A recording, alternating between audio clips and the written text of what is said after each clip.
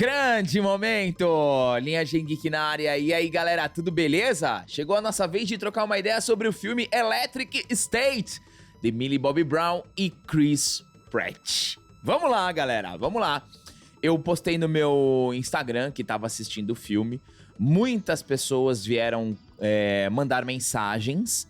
E deu pra medir um pouquinho, deu pra mensurar um pouquinho da recepção desse filme pelas pessoas que me mandaram mensagens, tá?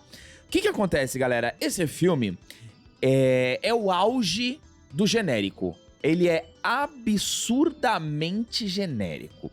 Ele tá sendo massacrado pela crítica profissional. Ele tem atuações e, como o André mesmo diz, pilotaço. Pilotaço. O que é atuação pilotaço? Piloto automático. Um roteiro extremamente juvenil e amador, mas eu me diverti.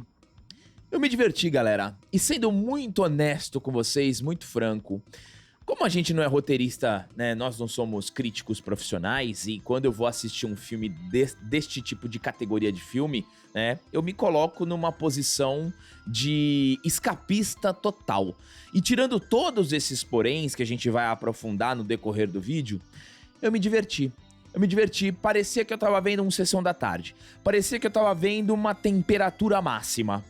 E eu acho que é um filme que, claro, o investimento é altíssimo, é meio questionável. Mas eu acho que o maior perigo para esse filme de Electric State é que é um filme dos irmãos Russo.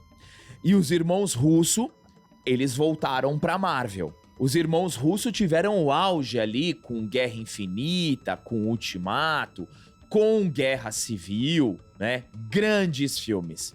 Depois eles entregaram o quê? O Agente Oculto, né? Do Ryan Gosling com o Chris Evans. Depois vieram com o Resgate, mesmo fazendo parte da produção, ali com o Chris Hemsworth.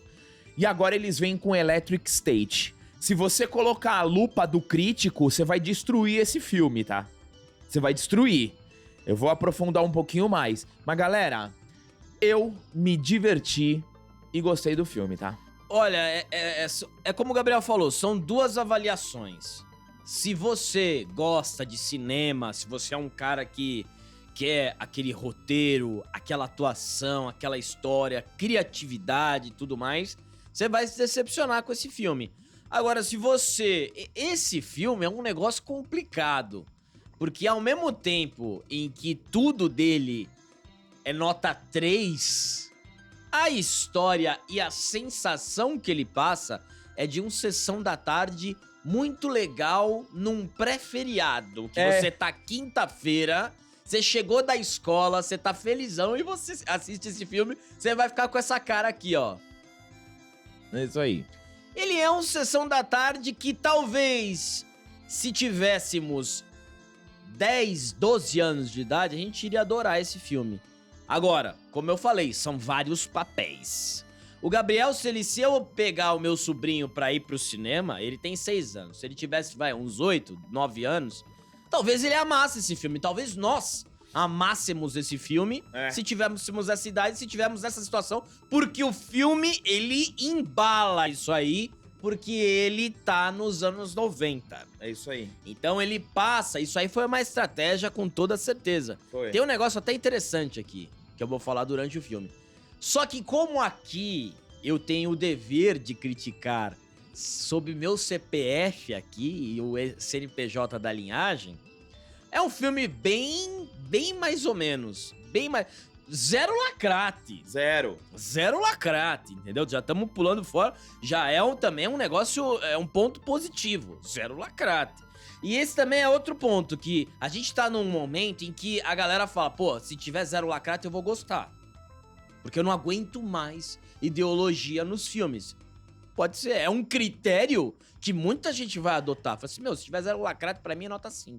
E eu aceito, sem problema nenhum. Mas aqui é difícil, viu?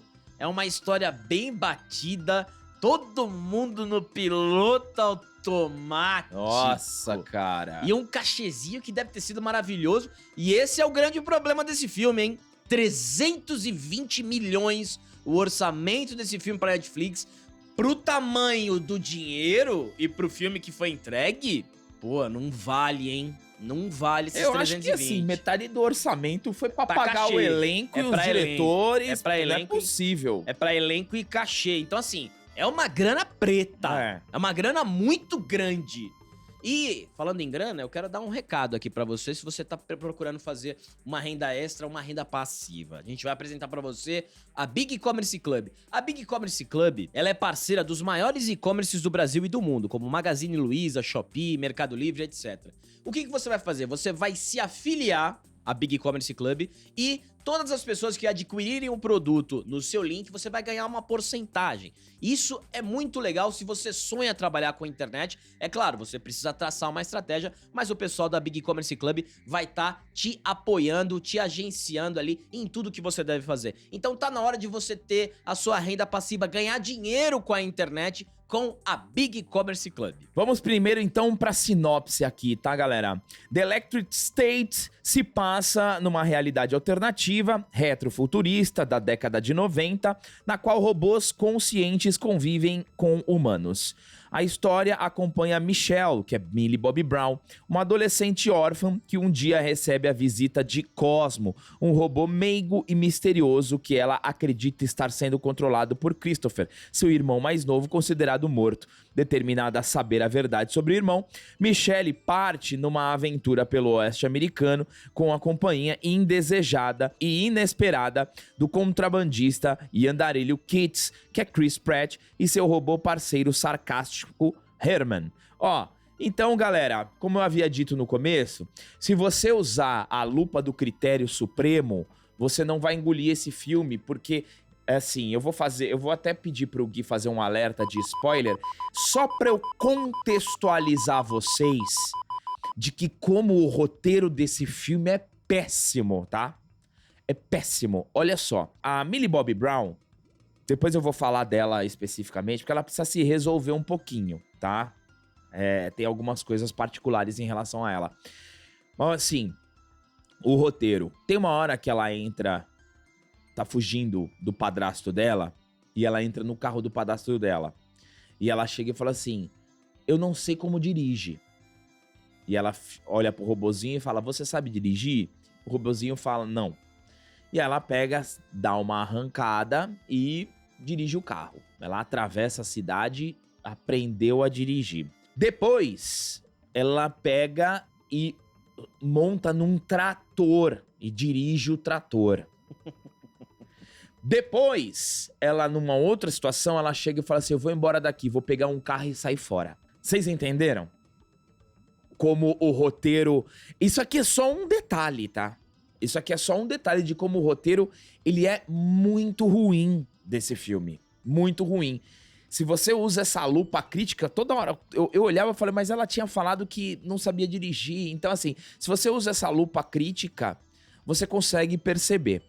Então, esse é um dos pontos que, pra mim, o roteiro não funcionou, tá?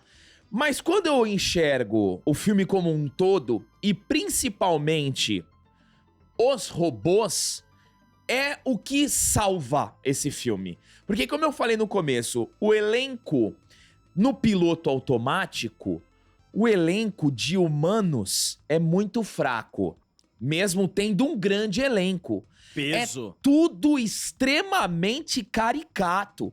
Tudo extremamente caricato. Só que os robôs são legais. Os robôs são legais. E aí, assistindo esse filme, eu geralmente faço isso, não sei se você faz. Quando você tem um filme genérico, né? E o que é um genérico? É um filme que ele é oriundo de outros filmes. Eu consegui enxergar nesse filme Eu, Robô, Jogador Número 1, Wall-E, até Transformers. Gigantes de Aço. Gigante de Aço. São vários pedacinhos de filmes assim, neste filme aqui. E por que eu falei que é perigoso pros irmãos Russo? Porque os irmãos Russo vão conduzir a próxima fase da Marvel, né? Eles estão voltando como a esperança da Marvel. Então você tem aqui um filme que tá sendo destruído pela crítica. Eu até achei a direção ok, sabe? Ok.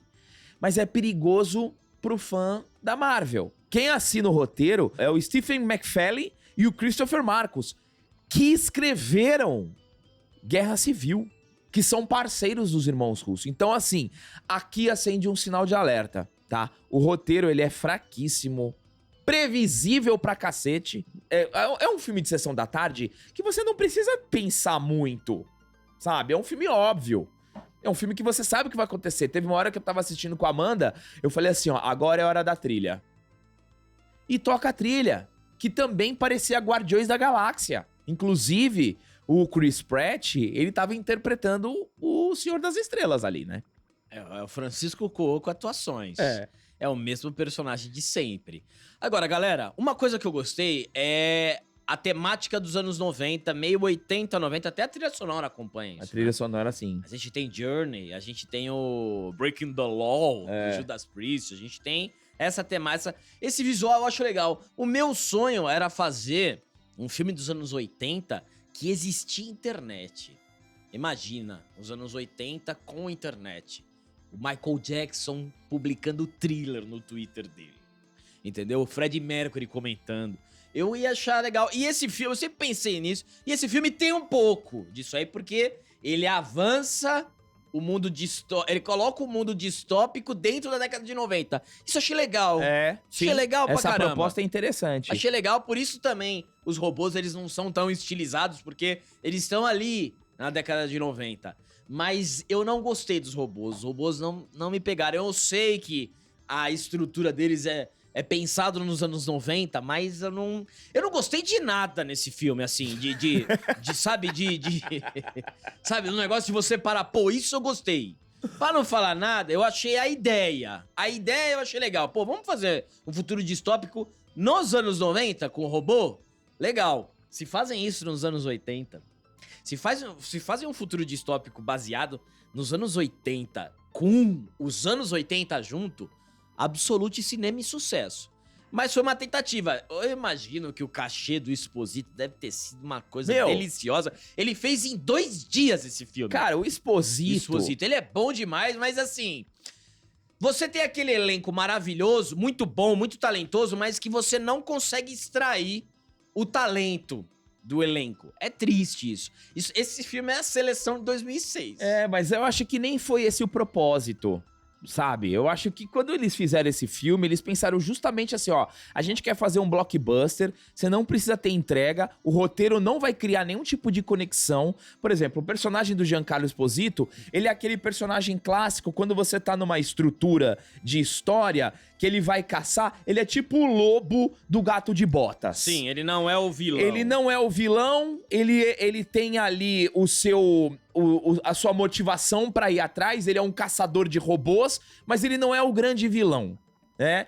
Então, assim, você tem ali o personagem do Giancarlo Esposito que, assim, ele perde toda a profundidade no meio do filme.